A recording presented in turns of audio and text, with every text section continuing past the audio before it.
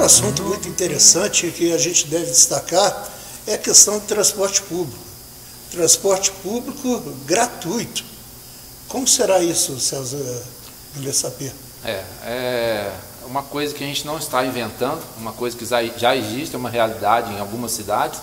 A gente pode citar aqui o mais próximo a Campo Belo, onde até nós já temos um depoimento dos vereadores comprovando a veracidade disso. Simplesmente cortando o gasto que a gente tem aí dos funcionários de cargos políticos, que tem por ano mais de 7 milhões que é gasto com esses cargos. Nós vamos cortar 60%, que dá mais de 4 milhões. O que dá para pagar essas 8 linhas que a gente pretende colocar, ainda vai sobrar dinheiro. Ônibus de qualidade. Não é isso que a gente passou aí um tempo atrás aí, que parecia ônibus para o pessoal que apanha café, né? Como diz outros cacarecos que estavam aí na cidade. Ônibus de qualidade, de graça para a população. A gente só vai poder fazer isso cortando os gastos que a gente tem com cabides de emprego que existe hoje na nossa prefeitura. Júlio, eu quero só complementar o que o César falou. Ontem foi anunciado, Caraguatatuba também já fez isso. E essa situação é uma prerrogativa do prefeito. Isso aí é uma coisa que não tem necessidade de passar pela Câmara Municipal. Então hoje vários municípios estão copiando o que deu certo. Como o César falou, não é coisa que a gente está inventando. Se as pessoas procurarem outras cidades, tipo Volta Redonda, Porto Real, também já acontece isso. E pelo tanto que a gente rodou, Jadil, a gente vê a dificuldade dessas pessoas para poder pegar um ônibus. E a gente fazendo um cálculo assim, você dá uma economia, em média, de R$170 para essas pessoas. Então, num tempo difícil que a gente está de pandemia, né, que a gente vai ter um reflexo econômico para o ano que vem. Então, assim, é uma economia que vai fazer muito bem ao bolso de toda a população. E é um absurdo que a gente vê hoje aí, os horários todos encontrados, final de semana não tem ônibus, e a população fica de escanteio, mais uma vez. Isso não pode acontecer. O que você projeta para a saúde, caso venha a ser o vitorioso nas eleições? Jodil, eu trabalhei como dentista 22 anos no sistema público. E assim, eu tenho experiência e conhecimento da área, até por ser dentista, e a gente sabe que a demanda da saúde ela é muito grande. Muitas das situações eu acho que a gente não precisa só de dinheiro, a gente precisa de criatividade, a gente precisa de ações e de atitudes. Então a gente tem que acompanhar o que está dando certo em outras cidades. Eu dou sempre o exemplo. Hoje, se a pessoa vai num posto de saúde, ela precisa de ir no ortopedista, ela tem que ir no posto de saúde para depois ela ser encaminhada para o ortopedista, para depois ela fazer exame para ela poder voltar nesse especialista. Hoje a gente vê a telemedicina funcionando muito bem, até por uma questão aí da própria pandemia. Hoje o próprio médico do posto, através dos aplicativos que tem aí, pode fazer essa consulta online, com supervisão desse médico do posto, e através disso, de repente, se for uma coisa que só uma medicação resolva ali, pronto. Agora, se precisar de um exame, se precisar de uma coisa, o próprio médico já fala, vou precisar de tal exame, então você encurta essa distância. Outra coisa que eu falo sempre também, que foi uma experiência que eu vivi, no tempo que eu estava como prefeito, eu fui abordado por uma senhora na rua, que ela me falou que estava fazendo tratamento de oncologia em Varginha, e todos sabem que o ônibus sai daqui 4h30 da manhã, começa a pegar as pessoas, a hora que termina o último lá, 5 e pouco da tarde, a hora que essas pessoas chegam, às vezes chegam em casa 8, 9 horas da noite, para no outro dia, 4h30 da manhã estar de novo. E só quem foi dentro do ônibus sabe a dificuldade que essas pessoas passam. As pessoas vomitam, passam mal depois do coisa, o ônibus tem que parar, e aqui eu faço assim, um elogio muito grande às pessoas que conduzem esse ônibus pela humanidade e pela competência que eles têm. E, Jodil, no estudo feito, 70% dessas pessoas eram atendidas na parte da manhã.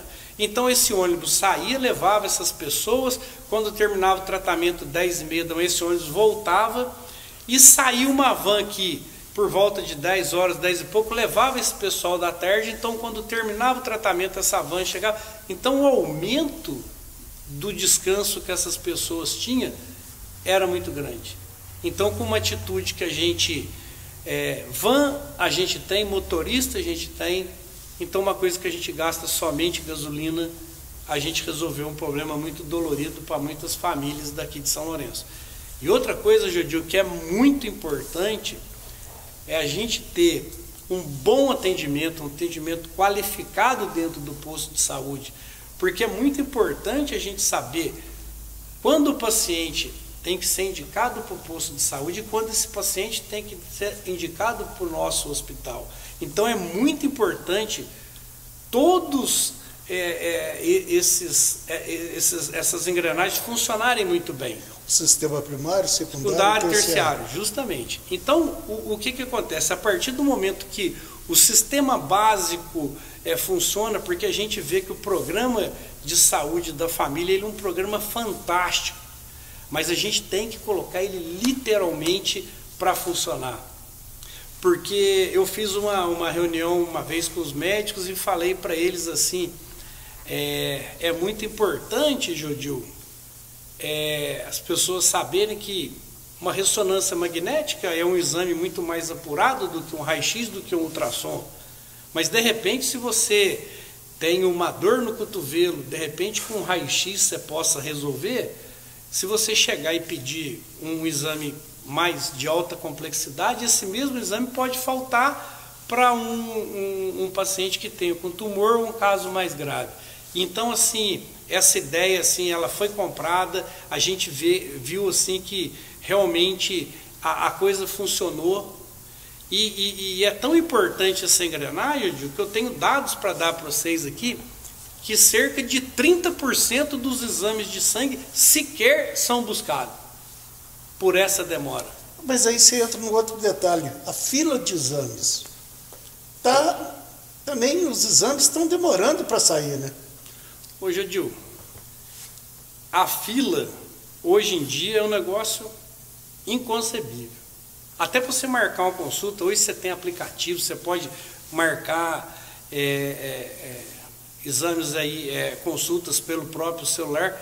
Agora é engraçado, Jodil, que recentemente a prefeitura estava com problema no consórcio de repasse de dinheiro, o consórcio estava ao ponto de tirar São Lourenço do consórcio, né? Aí que eu acho que entra o problema da gestão. Recentemente a gente viu a situação dessas cabines que foram colocadas aí, uma coisa inconcebível, né? Ao passo que se esse dinheiro que foi gasto supostamente teria que ser, porque a gente sabe que essas cabines até por ordem judicial foram removidas, e eu penso assim, por que não direcionar esse dinheiro para poder fazer o teste nas pessoas? Principalmente a gente está vendo hoje aí o risco que está da pandemia. A gente viu agora, nessa época, agora crescer numa semana 66 casos. Aí eu te pergunto, se a pessoa tiver acesso ao exame e se ela der positivo, ela vai proteger não só a família dela, os amigos dela, mas a população no geral. Então eu acho que a gente tem que ter uma responsabilidade muito grande, porque a pandemia é uma situação nova que as pessoas foram obrigadas a se reinventarem, Jodil, mas ao mesmo tempo a gente vê atitudes que não foram tomadas na nossa cidade e que poderiam salvar muitas vidas, ou principalmente que não comprometessem outras vidas. Porque hoje se preconiza na associação, na Organização Mundial de Saúde, justamente testar. A gente tem que testar e ter muita, mas muita responsabilidade. Porque eu vejo, Jodil, o cuidado que eu tomo. Porque hoje, nesse tempo, eu tenho que ficar longe do meu pai e com a minha mãe, que são pessoas idosas. Eu tomo o maior cuidado em tudo que eu faço, Porque eu saber que eu poderia ser alguém que contaminasse qualquer pessoa, ainda mais uma pessoa da minha família, eu acho isso uma coisa inconcebível. Então, acho que essa responsabilidade, principalmente nesse momento que a gente está vivendo, ela é muito grande. E, assim, as ações têm que ser pontuais e com muita responsabilidade. Um novo tempo. Bom, como nós já falamos, acho que o motivo principal é o que a gente está provando para vocês, que seremos capazes de fazer um governo honesto, quebrando esse paradigma, tendo em mente que a gente pode fazer uma gestão responsável. Eu acho que isso aí é o básico nosso aqui, que a gente prega sempre, que a gente pode fazer essa diferença. E isso é o que mais cativa as pessoas. Tenho certeza que mais as pessoas querem. Não dá mais para viver nessa política que está hoje. As pessoas não querem ouvir, não querem nem falar, porque a corrupção está demais, né? E a gente está querendo provar o contrário, que há esperança, que a gente está aqui para isso e vamos dar o máximo de nós para fazer um bom governo que marque a história de São Lourenço.